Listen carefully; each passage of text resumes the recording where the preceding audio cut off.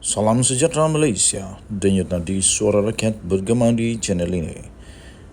Jangan lupa tekan butang subscribe, like dan share. Malaysia kita punya, cintai Malaysiaku, kita jaga kita.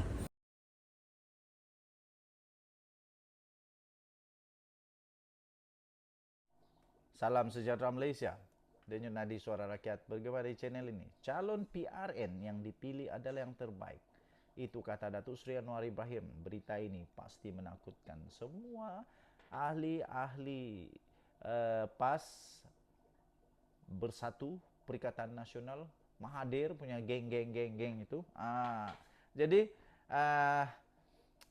calon PRN yang dipilih adalah yang terbaik. Itu kata Datuk Seri Anwar Ibrahim. Datuk Seri Anwar Ibrahim berkata, isu tidak puas hati sesetengah pihak berhubung senarai pencalonan yang dihubungkan menjelang pilihan raya PRN di 6 negeri pada 12 Ogos ini adalah perkara biasa bagi setiap pilihan raya. Biasalah. Perdana Menteri juga pengurusi Pakatan Harapan PH yakin pemilihan calon telah pun dibuat sebaik mungkin sebagai persediaan PRN di Negeri Sembilan, Selangor, Terengganu, Kelantan, Kedah dan Pulau Pinang. Katanya dalam dunia ini, dalam pilihan raya, tiada semua yang dapat berpuas hati. Jadi kita dengar dan secara hormat serta cuba terangkan tetapi tidak akan memuaskan hati juga untuk semua pihak. Saya fikir telah buat sebaiknya, katanya. Selepas itu beliau berkata demikian pada pemberita selepas majlis penyerahan watika pencalonan kepada 6 calon PKR di Negeri Sembilan bagi PRN kali ini. Ditanya sama ada isu itu akan menjejaskan sokongan parti, Anwar yang juga Presiden PKR berkata setakat ini keadaan terkawal dan semua pihak perlu untuk memberi peluang kepada calon baru. Katanya sepatutnya sekarang giliran yang lain. Kita pun perlu ada pelapis. Tidak bolehlah seorang itu kekal selamanya, katanya. Mengenai manifesto PRN pula, Anwar berkata ia akan dilakukan mengikut negeri masing-masing. Terdahulu Anwar menyerahkan watikah kepada Datuk Seri Aminuddin Harun yang dicalonkan untuk bertanding bagi kerusi Dewan Undangan Negeri Dun Sikamat, Tengku Zamra Tengku Sulaiman di Ampangan, Nur Zunita Begum di Pilah, Ismail Ahmad di Labu, Yeo Bun Lee di Chuah dan Dr. Raja Sekaran di Seri Tanjung. Okey, tuan-tuan dan puan-puan yang dihormati sekalian, saya percaya semua yang sudah dipilih untuk uh, semua yang sudah dipilih untuk pilihan raya negeri yang akan datang ini adalah calon terbaik untuk PRN. Jadi tuan-tuan dan puan-puan yang dihormati sekalian, jangan ragu-ragu. Jangan takut-takut untuk undi. Okey, jangan ragu-ragu, jangan takut untuk undi kerana mereka sudah diberikan penilaian sebaiknya. Mereka sudah diberi penilaian sebaiknya apakah mereka ini boleh menang atau tidak, ya, boleh menang atau tidak. Sudah dibuat penilaian, sudah dibuat ujian, sudah dibuat kajian, semuanya lengkap. Semuanya bagus. Jadi tuan-tuan dan puan-puan, jangan risau, undilah calon yang anda suka. Saya tak cakap undi PH, PN, tidak. Tapi undilah calon yang anda rasa boleh menang. Tapi kalau tanya saya undi siapa? Kalau saya berada di Negeri Sembilan, saya undi PH. Saya undi PH. Kenapa? Tak tahulah. Suka hati saya lah kot. Dengan nadi suara rakyat bergema di channel ini. Tapi saya bukan orang PH. Kalau saya di Sabah, saya di PH, belum tahu lagi. Sebab saya bukan ahli PH pun. Saya bukan ahli BN pun bukan. Tapi undilah yang kamu sukalah. Yang penting kamu sukalah. Jangan undi yang kamu tidak suka. Jangan ambil rasuah. Kalau ada orang bagi rasuah, bagus kamu pergi report lah. Sudahlah, berhentilah. Dengan RM100, dengan RM50, kita undi pula yang kita tak suka. Jangan ambil, tak ada guna. RM100 itu berapa hari sangat kau boleh makan. Tapi akan merana kemajuan tak sampai-sampai. Denyut nadi suara rakyat bergema channel ini. Selamat pagi Malaysia. Salam sejahtera Malaysia. Denyut nadi suara rakyat bergema di channel ini. Pas patut bagi Tun Mahathir tanding di Kuala Terengganu supaya kalah. Patut ditambah itu. Pas patut bagi Tun Mahathir tanding di Kuala Terengganu supaya kalah. Itu patut ditambah di belakang supaya kalah. Kenapa saya kata begitu? Mahathir bertanding di Langkawi. Kubu kuat Mahathir sejak dahulu lagi memang dia di Langkawi. Dia jadi ahli parlimen Langkawi. Berkurun-kurun lamanya di Langkawi. Akhirnya kalah teruk. Tak dapat deposit. Tak dapat deposit, kalah teruk. Lepas itu dia tuduh pula ada orang main rasuah. Tak tahulah mana sudah dia punya tuduhan main rasuah itu.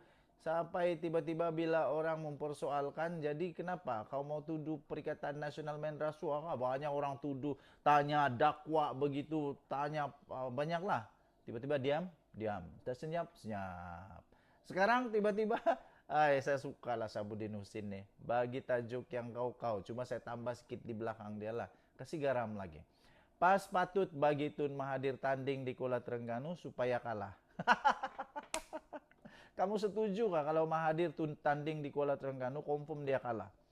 Confirm kalah 200%, 2 juta peratus kot.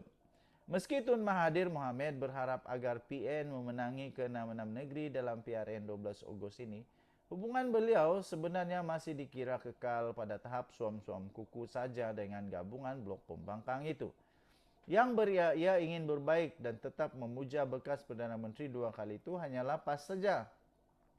Selain membawa Tun Mahathir ke Kelantan pada minggu lalu dan Shah Alam pada semalam didahului, sebelum ini Hadi Awang sendiri mengadakan perjumpaan dengan bekas Perdana Menteri itu. Difahamkan beberapa program lagi sedang diatur untuk menggandingkan kedua-dua pemimpin berkenaan sepanjang kempen PRN ini. Sebaliknya bagi Bersatu, walaupun Mahyadin Mat Yassin ada berjumpa empat mata dengan Tun Mahathir tidak lama sebelum ini, dan turut bersama dalam satu program di Kelantan minggu lalu, hubungan itu dikatakan tidak lebih dari sekadar rasa hormat semata-mata. Mahyadin dikatakan tidak mungkin dapat menjalinkan hubungan lebih jauh daripada itu dengan Tun Mahathir. Lebih-lebih lagi untuk berkaitan dengan kerjasama politik, melibatkan Bersatu dan PN atau dalam apa-apa hubungan yang ada kaitan dengan PRN akan datang. Begitu juga dengan Hamzah Zainuddin yang merupakan Ketua Pembangkang dan Setiausaha Agung PN, serta Bersatu. Beliau sehingga kini kekal menjarakkan diri daripada Tun Mahathir. Baik Mahyadin dan Hamzah Zainuddin, kedua-duanya mereka boleh dikatakan faham siapa Tun Mahathir yang sebenarnya dan apa yang diingini oleh Perdana Menteri, bekas Perdana Menteri itu. Mudah kata tidak terlalu dekat dan tidak terlalu jauh tetapi tidak bermusuh. Adalah jalan paling selamat sekali bagi kedua-dua pemimpin itu dalam berurusan dengan Tun Mahathir demi memastikan PN dan Bersatu lebih mudah bergerak lancar mendepani pelbagai cabaran politik dalam negara. Sebab itu masih tiada hubungan yang rasmi terjalin di antara Tun Mahathir atau Proklamasi Orang Melayu yang diterajui oleh bekas ahli parlimen Langkawi itu yang kalah teruk itu, sama ada dengan PN maupun dengan Bersatu. Sehingga ke hari ini. Ia banyak didorong oleh pendirian Mahyadin dan Hamzah Zainuddin yang tidak begitu menadah muka mereka kepada Tun Mahathir. Tapi berbeza dengan PAS. Parti itu dan Hadi sendiri benar-benar sedang merapatkan diri dengan Tun Mahathir, terutama dalam konteks persamaan matlamat membenci dan ingin menjatuhkan Anwar sebagai Perdana Menteri. Hadi Awang selaku Presiden PAS bahkan dilihat begitu berakhir mendekatkan dirinya dengan Tun Mahathir sejak mutakhir ini. Dalam hal ini, apa yang menjadi kecacatan paling besar bagi Tun Mahathir dan kegairahannya mahu menjatuhkan Anwar ialah kedudukannya sekarang ini bukan berstatus ahli parlimen. Lebih daripada itu, kekalahan beliau sehingga hilang deposit. Malunya. Pada PR15 lalu di Langkawi, terus menjadi persendaan yang amat memalukan. Kan betul. Amat memalukan bekas Perdana Menteri itu setiap kali beliau menyerang Perdana Menteri.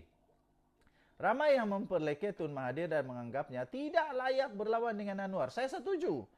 Kalau nak lawan dengan Anwar, kau mesti jadi ahli parlimen dulu. Kalau kalah tanpa dapat deposit, hilang deposit dan memalukan, kamu pergi lawanlah dengan orang di kedai kopi. Bukan Anwar Ibrahim.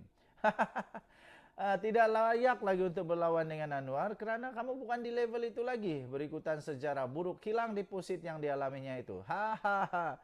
Aduh, belum pernah ada bekas Perdana Menteri kalah sampai hilang deposit. Malunya, malunya. Nanti aku nak ulas yang ini lagi lah.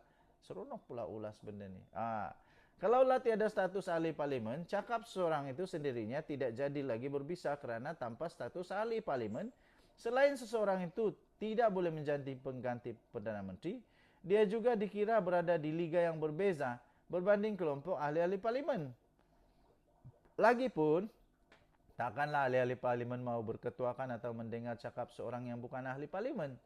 Sebagaimana dimaklumi semua, selain PRN 6 negeri bakal berlangsung pada 12 Ogos depan, PRK Parlimen Kuala Terengganu juga akan diadakan bersekali pada tarikh tersebut. PRK Parlimen Kuala Terengganu perlu diadakan berikutan kemenangan calon PAS pada PR15 yang lalu. Ahmad Amzad Hashim telah dibatalkan mahkamah lantaran petisyen yang dikemukakan BN berjaya membuktikan ada rasuah. Aduh, rupanya Perikatan Nasional main rasuah. Ada rasuah ketika kempen berlangsung di kawasan tersebut. Makna kata memang ada rasuah lah ini. Aduh, ada rasuah. PN main rasuah rupanya. Sampai ditarik balik kemenangan itu. Maka untuk menjadikan Tun Mahathir lebih berbisa dan gerakannya untuk menumbangkan Anwar lebih relevan, di samping membuktikan PAS ini berjiwa besar, serta betul-betul benar-benarlah berakhir dalam bersahabat dengan bekas Perdana Menteri itu, apa kata? Oh, ini cabaran. Apa kata? Betul lah, bagilah dengan jujur, dengan ikhlas, nyatakan keikhlasan untuk mau berkawan dengan Mahathir. Apa kata? Bagilah Mahathir laluan bertanding di PRK Parlimen Kuala Terengganu pada 12 Ogos depan ini. Kasih Mahathir jadi ahli parlimen Kuala Terengganu. Bertanding di sana supaya kalah. Supaya kalah. Kenapa lah saya kata kalah? Alah, di tempat sendiri pun dia kalah, apalagi tempat orang. Jadi nanti orang PAS bingung. Oh, nak undi Mahathir ke tak undi Mahathir? Nak undi Mahathir, tak undi Mahathir.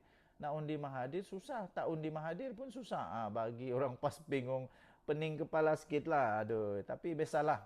Di waktu yang sama, oleh kerana Tun Mahathir juga dikira gelandangan politik. Aduh, kesian. Dulu bekas Perdana Menteri. Dulu Perdana Menteri, sekarang dah jadi gelandangan politik. Tak ada parti politik. Kesian sungguh. Dikira gelandangan politik dan tidak berparti pada ketika ini, tentu tiada masalah baginya untuk menyertai PAS sebagai syarat menjadi calon itu. Oh, sila si Mahathir masuk PAS supaya PAS jadi huru hara, dan kasihlah Mahathir bertanding di Parlimen Kuala Terengganu supaya kalah. Denyut nadi suara rakyat bergema di channel ini. Jangan lupa tekan butang subscribe, like dan share. Kita jumpa lagi. Bye-bye.